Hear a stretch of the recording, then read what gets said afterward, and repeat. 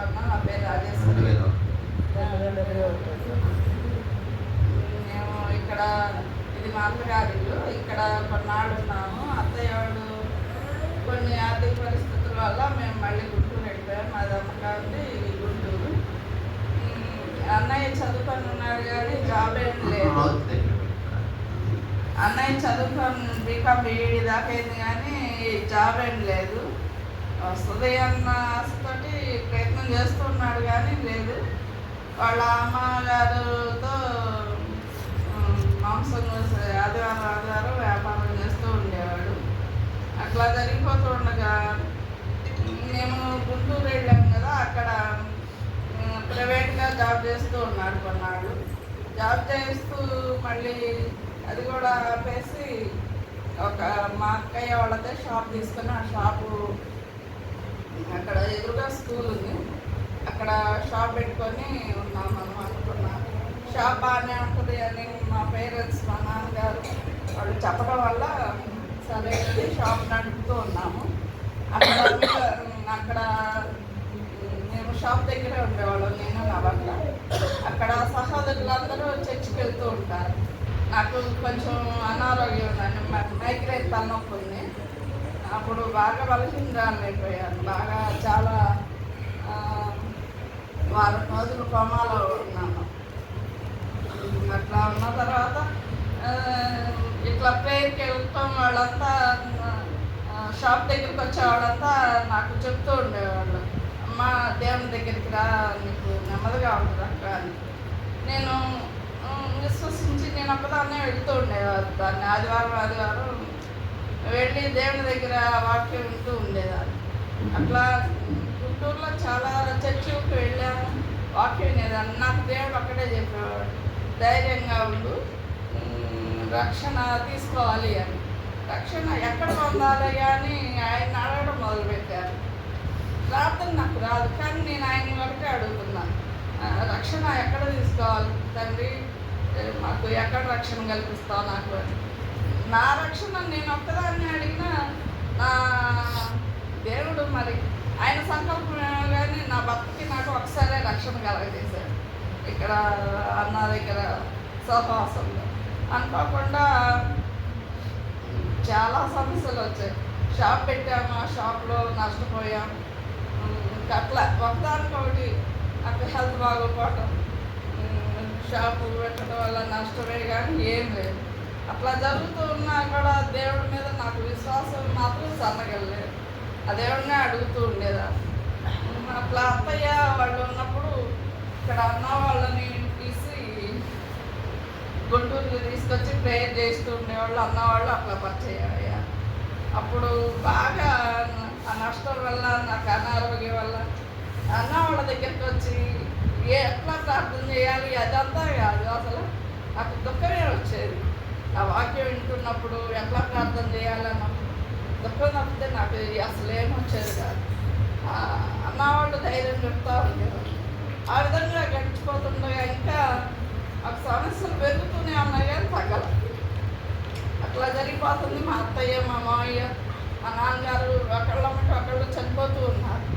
చనిపోయిన తర్వాత మా వారు అదే వ్యాపారం చేస్తూ ఉన్నారు. దానిలో ఇంకా బాగా నష్టపోయారు.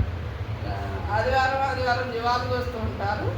కోస్తూ ఇంకా దానిలో బాగా అనుకోకుండా బాగా నష్టపోయారు. ఇక అయినా సరే దేవుడు నేనైతే వదిలిపెట్టలేదు, ఆయన అడుగుతూ వచ్చాను.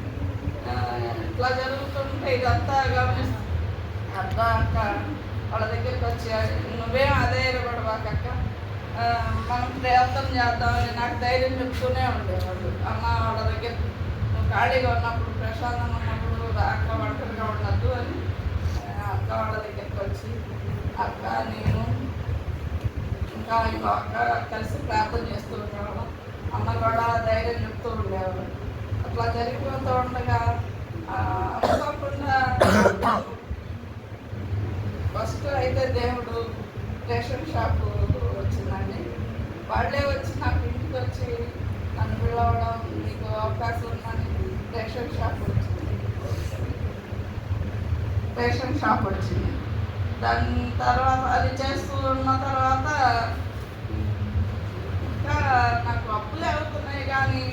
ఉన్న బంగారం అంతా బాగా దెబ్బతినిపోతున్నాం, బాగా సిక్కైపోయాం. నాకు ఒక బాబు, ఆ బాబు కూడా బాగా మంచి చదువుకు వచ్చాడు, 10th క్లాస్కి వచ్చాడు. మా అప్పుల వల్ల మా వారు ఇక్కడ నుండి గుంటూరు వెళ్ళిపోయి, మేము ఇక్కడ ఫ్యామిలీగా ఏమన్నా అమరావతిలో ఉంటున్నాం. మా వారు ఏమన్నా అప్పుల వేళకి గుంటూరు వెళ్ళిపోయారు, అక్కడ ఏదన్నా జాబ్ చూసుకొని చేస్తానని. అట్లా చేస్తూ ఉన్నా కూడా అసలు బాగా ఆదాయపడిపోయినా ఆ దేవుడిని అడుగుతున్నా. నాకు దుఃఖం తప్పితే ఏ సమాధానం లేదు. అన్న అక్క వచ్చేసి ధైర్యంగా ప్రార్థన చేయటమే కానీ ఏం చేయలేని పరిస్థితుల్లో అనుకోకుండా నాకు ఇంటికి వచ్చే సర్పంచ్గా నిలబడతారా అని నన్ను అడిగారు. అది కూడా దేవుడి కృపేనా. నాకు నేను బయటకు వెళ్ళి మాట్లాడి అంత ఇది లేదు, బయటకు వెళ్ళిన దాన్ని కాదు. మా వాళ్ళంతా కొంచెం జాబ్ చేసేవాళ్ళు. ఇవన్నీ తెలియకుండా నువ్వు సర్పంచ్గా ఎట్లా నిలబడతావమ్మా, ఇవన్నీ నువ్వు ఫేస్ చేయగలవా అని మా వాళ్ళందరూ చెప్పారు. అందరినీ నేను సలహా అడిగాను. మా అత్తయ్య తక్కువ వాళ్ళు, బావగారిని, మా అక్కయ్య వాళ్ళని అందరినీ. అయినా సరే దేవుడిని అడిగితే దేవుడు ధైర్యం చెప్తున్నాడు. నిలబడు, ఏం కాదు, నీకు వాగ్దానాలన్నీ నాకు ధైర్యంగా ఉండనే వచ్చాయి. ఆ ధైర్యంతో నేను నిలబడ్డాను. దానివల్ల నాకు ఇప్పటి వరకు అయితే దేవుడు ఆయన కాపుదల్లో ఎంతో సమాధానంగా ధైర్యిస్తూనే ఉన్నాడు. ఇంకొంచెం సాక్ష్యాన్ని మీరు దీవించగలరు. మా బాబు కొరకు ప్రార్థన చేయండి. మ్యారేజ్ అయింది అనుకోకుండా పోయిన సంవత్సరమే చదువు అయిపోయింది. బీకామ్కి అనుకోకుండానే వివాహం కూడా జరిగింది. ప్రైవేట్గా జాబ్ చేస్తున్నాడు. ఇల్లు కూడా దేవుడు అంత అప్పులో ఉన్నా కూడా గృహం ఇచ్చాడు. ఆ గృహం అసలు ఉంటుందో ఉండదో అనుకున్నా. ఉన్నది చిన్నదైనా చాలు, ఇల్లు ఉంటుంది అని కూడా మేము అసలు అనుకోలేదు. ఆ ఇంటి కోసం ఎంతో శ్రమపడ్డాం, భార్యాభర్తగా మేమిద్దరం ఆ ఇంటికి ఎంతో శ్రమపడ్డాం. ఆ శ్రమ ప్రతిఫలం దేవుడు కంపల్సరీ ఇస్తాడు.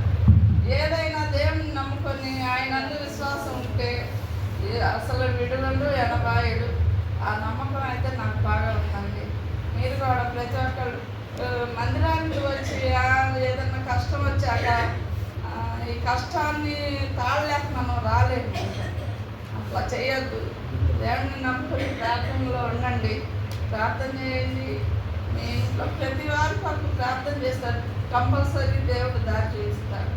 నా విషయంలో నా భర్త నేను ఒకసారి రక్షణ పొందుతాం, మా అబ్బాయి కూడా రక్షణ పొందాడు. నాకు అది ఎంతో సంతోషం.